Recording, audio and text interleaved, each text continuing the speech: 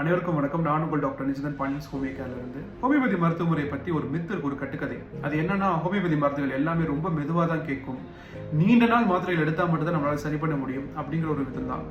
அப்படி கிடையவே கிடையாது. முதல் விஷயம் என்ன அப்படின்னா, உங்களுக்கு தேர்ந்தெடுக்கப்பட்ட வீரியமும் சரி, பொட்டன்ஷியல் சொல்லுவோம், உங்களுக்கு தேர்ந்தெடுக்கப்பட்ட மருந்துகளும் சரி, நீங்க முறையான விதத்தில் உங்களுடைய அறிகுறிகளை மருத்துவத்தை சொல்லியிருந்தீங்க அப்படின்னா, நீங்க நினைச்சு பார்க்க முடியாத அளவுக்கு கூட அது எளிமையான முறையில் ரொம்ப சீக்கிரமா உங்களை சரி பண்ணும். இரண்டாவது விஷயம், உங்களுக்கு நோய் எப்படி படிப்படியா கொஞ்சம் கொஞ்சமா கூடி ஒரு முற்றிய நிலை வருதோ, அதே மாதிரிதான் படிப்படியா உங்களுக்கு குறைச்சு திருப்பி உங்களுக்கு இந்த நோய் அறிகுறிகளே வர முடியாம பண்ணணும் அப்படின்னா கொஞ்சம் கால அவகாசம் எடுத்தா மட்டும்தான் அதை சரி பண்ண முடியும்.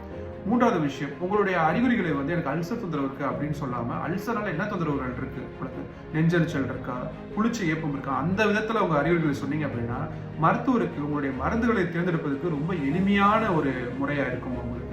ஸோ குழப்பமா இருக்கிறவங்களுக்கு இந்த வீடியோவை நீங்க பகிருங்க. நெக்ஸ்ட் குறிப்பில் வேற ஏதாவது தொந்தரவுகளை பற்றி நம்ம பார்க்கலாம்.